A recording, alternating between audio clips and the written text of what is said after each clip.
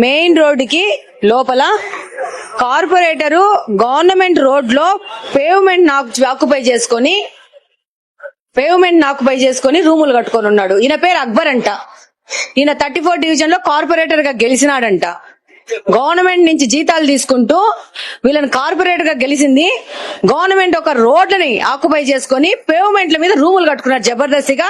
అలా staff work చేస్తున్నారు. ఇక్కడ మీరే కదా కార్పొరేటర్ మనుషులే కదా ఇద్దరు. 1 వీక్ లో కార్పొరేటర్ ఇది ఖాళీ చేయకపోతే బుల్డోజర్ తీసుకొచ్చి పగల కొట్టేస్తాం. ఖాళీ చేసేమని చెప్పి అబ్బర్కి.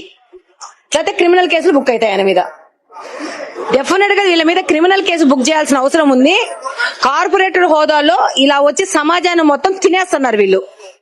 చిన్నోళ్ళు బీదోళ్ళు ఎక్కడన్నా వాళ్ళకున్న సొంత స్థలాల్లో ఇల్లులు కట్టుకుంటే ఏమాత్రమైన డీవియేషన్స్ పోతే రోడ్డు వచ్చి వాళ్ళ ఇళ్లను కూల్చేస్తారు.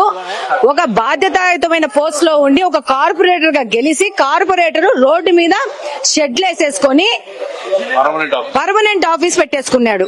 ఇది 5 ఏళ్ల నుంచి వైఎస్ఆర్సీపీ గవర్నమెంట్ లో గెలిచిన కార్పొరేటర్ పరిస్థితి.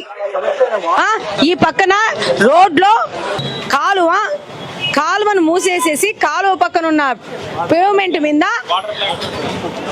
వైఎస్ అవినాష్ రెడ్డి గారు జగన్మోహన్ రెడ్డి గారి నిధులతో ఆరో వాటర్ ప్లాంట్ పెట్టేసి ఈ జగ కూడా ఆక్యుపై చేసేసుకున్నారు.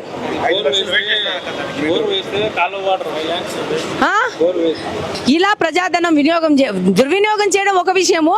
అసలు రోడ్లను ఆక్యుపై చేసే హక్కు ఎవరిచ్చినారు వీళ్ళకి? కాలువను రోడ్లో తీసుకొచ్చేసేసి వీళ్ళ రూములు కట్టుకోవడానికి కాలువలు కూడా జరిపేసుకున్నారు. ఇది ఈ యొక్క ఎంపీ గారి యొక్క పరిపాలన. ఈ ఎంపీ గారిని కడప పార్లమెంట్ లో గెలిపించుకునేది ప్రజల ఆస్తులు దోచుకోవడానికి.